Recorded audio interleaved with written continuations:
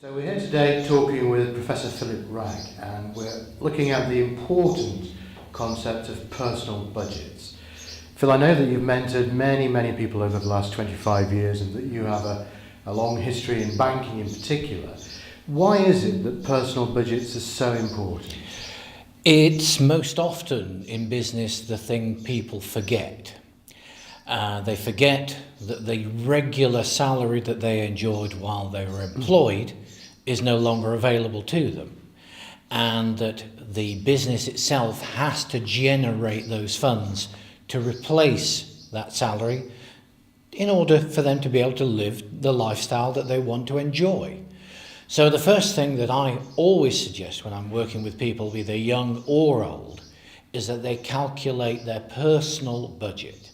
They go through their housing costs, their utility costs, their financial repayments, their food costs, their social costs, including holiday, and they build up a big picture of how much money after tax they need. And after tax is also very important.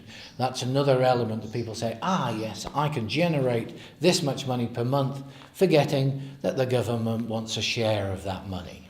So that's a really important point. They've got to think about after tax, the take-home pay, as it were. Correct. Okay. Now, I see in the personal budget that you've approved that goes with this is a very comprehensive list, just one page, but a comprehensive list of items. And this is really about money coming in and then money going out. And the budget really has to balance. It very much does. In fact, I would always recommend that, we do include an element of savings opportunities in there. Now, that can be after you've paid for everything. Any surplus should be saved, enjoyed. We all have a future. We will all live to an age where we have to provide for ourselves at some point through some form of insurance or pension.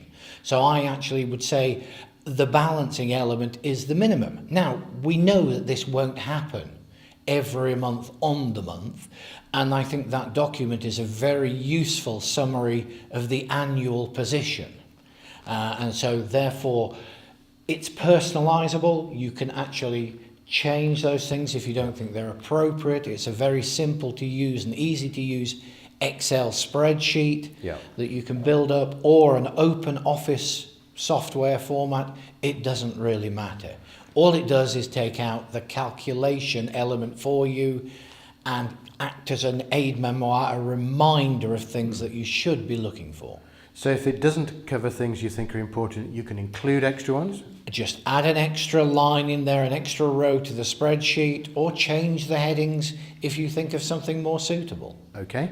And for example, there's a line here for smoking, but if you're a non-smoker, just ignore it. You would delete it. Okay, but it's very comprehensive. So really then what we're looking at is that the personal budget identifies what you need to come in every month, essentially, after tax. And you've got to have that every month as a minimum, not as a target. You must have that. You must have that as a minimum unless you have some form of savings or access to other funds. Quite a lot of people may run up credit card balances or may have a bank overdraft. I wouldn't recommend that in any more than for a period of 3 months maximum. Right. You really do have to have the balance there within the budget itself. Okay. So personal budgeting then, it's not optional, it's really important. I think it should be compulsory for everybody. Compulsory. Professor Philip Wragg, thank you very much.